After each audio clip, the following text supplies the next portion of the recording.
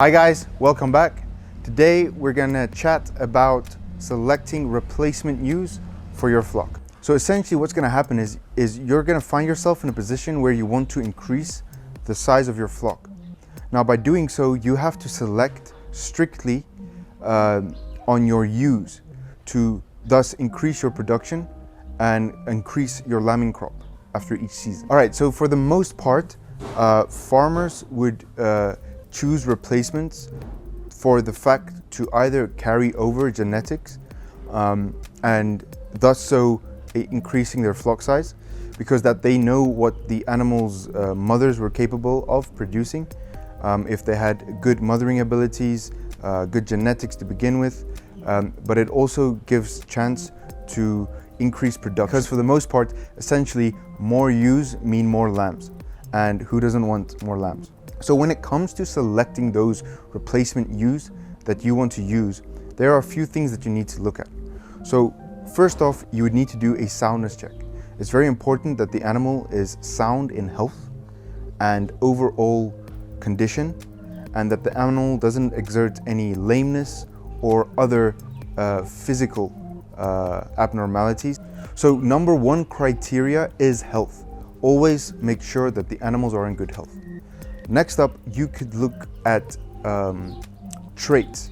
So traits could be in the sense of physical traits, the way the animal looks, the build of the frame of the animal, the way the animal walks, and even aesthetic traits such as the pigmentation of the animal. So you can select based on these things. These are a bit more concerned with the farmer's preference, but for the most part, you want to look at health and soundness of the animal. Other things you need to look out for is the mouth of the animal. So you don't want anything with an overbite or an underbite.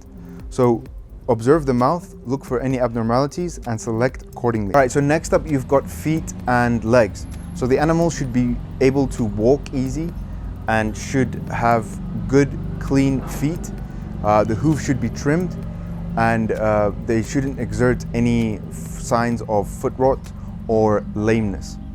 So by selecting strict on these criteria, you enable yourself to choose the best possible animals. So next up is the conformation. So the conformation is basically the build of the animal, how high its back is, how long the back is, the height of the hind legs, front legs, and also the formation of the legs, meaning the way the animal walks.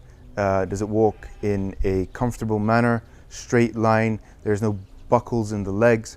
These are all small, fine-tuned signs farmers can look at to identify the correct animals to use as replacements. And then next up, you have the size and frame. So frame meaning basically the skeletal build of the animal. So these could be advantageous in ewes, in the sense of ewes that have a bit wider hips are able to bear easier when they are pregnant. So when it comes to the frame and size of the animal, it's the actual skeletal build. So for instance, you would look at the width of the hips, the size of the head, and then just all over the skeletal frame of the animal. So ewes that tend to have wider hips are able to bear easier when they are pregnant, and also to some extent allow for easier births.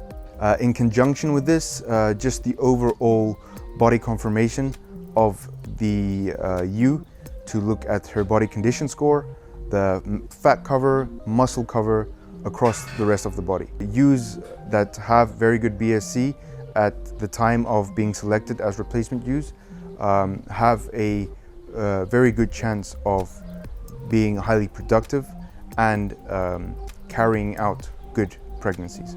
If you take all of this criteria into consideration, you need to remember that the vital thing you need to look at is the udder of the ewe. Because even if her body is good and everything else is sound and you're happy with it, if her udder has any damage or signs of mastitis or infection, she is basically rendered useless, because there's no way that she can produce milk for her lamb. Essentially, the udder should have two teats that are completely free of any defects. One of the last things you need to look at is also the reproduction organs of the animals. Check for no irregularities. There's no signs of prolapse. There isn't prolapse that was previously exerted by the mother. It is sometimes linked to feeding or breeding, and even tail docking. So to recap, you need to be happy with the health of the ewe that you're picking as replacement. You need to be satisfied with the body conformation, the body condition score, and the overall soundness of the animal. Teeth, feet, hooves, and the frame of the animal. And most importantly, also the udders of the animal.